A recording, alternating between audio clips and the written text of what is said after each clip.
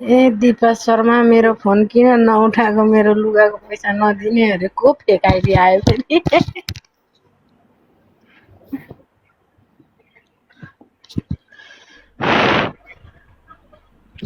यस्तै फेकाइदी आएर के इलेक्सन दिने हो कमाएर दिने हो बस ब्लक लिस्टमा हो छैन ब्लक कसले मोडले बोल्यो पुनाउँछ म हेर 8:30 बज्यो 8:30 9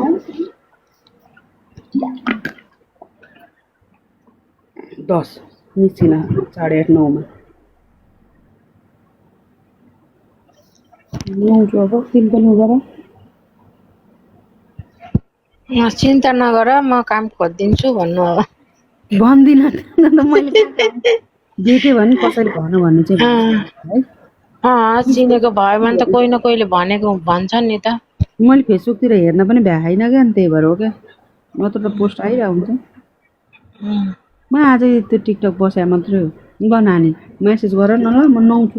8 बज्न लाग्यो अब नुहाउँछु पूजा गर्छु ल हुन्छ ल 60 वर्षसम्म बस्न पाइन्छ हैन मैले जस्तै सोच्नु भएछ अहिले भर्खरै पठाइहाल्नु न कस्तो अहिले मात्रै भन्नुहुन्छ 20 महिना 20 दिन 20 घण्टा जे नि हुन सक्छ भर्खर पठाउनु पर्यो यहाँ मान्छेको ठेगान छैन बस्नेको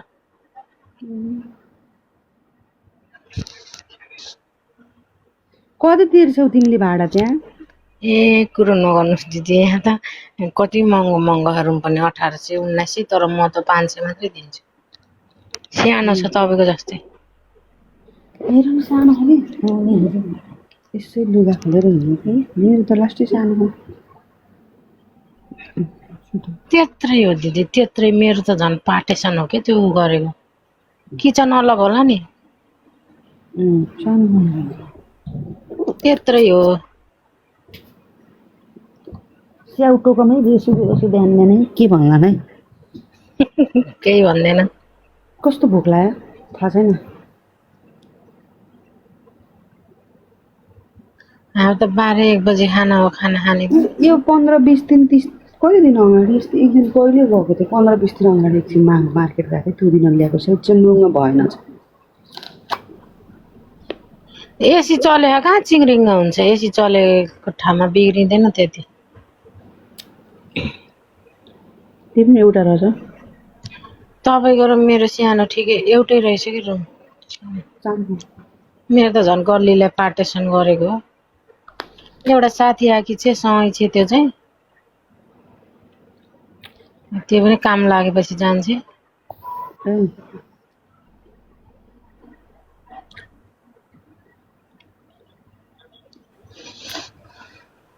काम ब्ल्याङ्केट ओढ्न बिर्सिछु खासमा निन्द्रा खुलेको कारण पनि यस्तै हो चिसो भएर होला 8:30 बजीसम्म सुत्दिन्थेँ होइन ब्ल्याङ्केट ओढ्न बिर्सिछु यस्तो जाडोबाट उठु बनाएको अनि उठेको निन्दै लागेन मोबाइल हेर्न लाग्यो नि त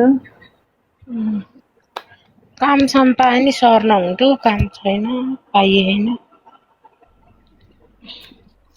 के काम गर्ने हो त्यो घरमै पाए नि हुन्छ मलाई त हो बस्ने त्यसो बस्ने जस्तो नै कि रुम आफ्नै लिने कि तर पार्ट टाइम जस्तै पाइयोस् कि काम तिमीलाई मैले फलो गरेछु फलो ब्याक देऊ न ल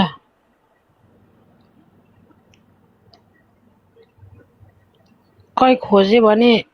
गर्नु ल यहाँ एउटा एकदम राम्रो छ सा उयो चाहिँ कति दिन छ त्यो हप्ताको 3 दिन जाने हो 550 दिन्छ 600 700 कहिले कति बसेको थियो महिना अनि अघिल्लो महिना त बच्चा हेर्ने काम गरेको थियो नि त अनि यो महिना त गयो अनि अहिले छैन के काम त्यही त यतिकै बसिरहेको छु यतिकै सुतेको दिमागले काम गर्दैन हेर्नु दिदी कोठामा बसो काम छैन आइडी लगाए त्यत्रो पैसा लागेर कति लाग्यो आइडी लाउँदा यहाँ त धेरै लाग्यो के नयाँ भएर 3800 लाग्यो नि तपाईको कति लागेको तपाईको 1200 लाग्यो होला 1250 अब गरौँ मलाई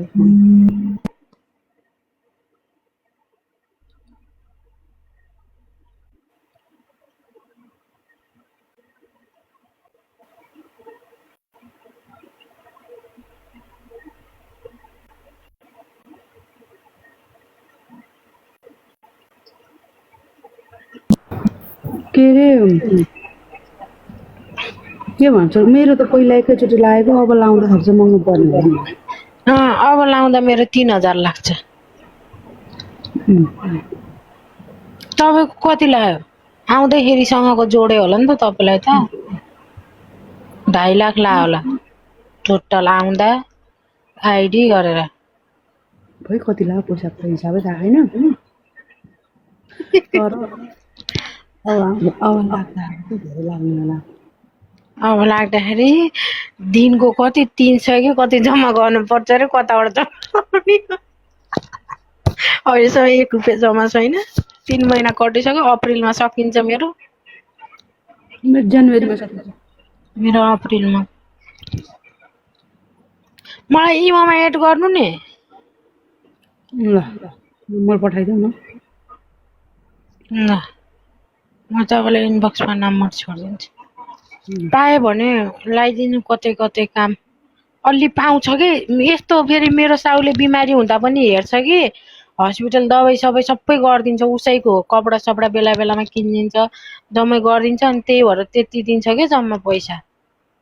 अनि कहिले बिचमा 150 चाहियो भने माग्यो भने नि दिन्छ त्यो सेलरी मात्र त्यति हो कि सब्जीहरू चामलहरू किनिदिन्छ राम्रो छ के त्यही भएर पनि त्यही छ न सर्छ नि फेरि इजदानमै त्यसलाई भन्छ भन्नु ल ओखरामा कम पाउँछ ओखरामा त पाउँछ त चिनेको मान्छे छैन अनि अब कसलाई धेरै जस्तो चाहिँ घरमा बस्नु खोज्छ पैसा राम्रो दिन्छ नि घरमा बस्न खोज्नेलाई त 2025 त नि खाएर त्यही खाएर बसे 2500 सम्म दिन्छ शुक्रबार छुट्टी दिन्छ तर एउटा दिदी हुनुहुन्थ्यो त्यो दिदी अहिले घर गए त्यो दिदीले नि लगाइदिन्थे तिनी घर गइहालिन् के यिनीहरूको छुट्टी भएर उसले बच्चा हेरेको मात्रै कति बिहान 5 बजे जान्छ बेलुका 2-3 बजे आउँछ 2500 कि 3000 बनाइदिएको छ अहिले कोही त राम्रो भेटिन्छ कि तिनी पुरानो पहिले देखेको अनि तिनले त 3-4 वटा 5 टाइम भ्याउँछिन् हो बेलुका त्यहाँबाट 7-8 वटा कति गर्छन् हो गर्नेले तपाईँले गर्नुभयो किन आएदेखि मैले केही काम गरेको म फाल्तु घुमिरहेको घुमेर नि पैसा कमाएछ भयो के अरे नाटक गर्नुहुन्छ जस्तो भयो नि काम गर्ने त हो नि पैसा कमाउनु पर्यो म त आज निन्द्रै लाग्ने स्याउ पनि खाएँ अब धेरै सोचेर होला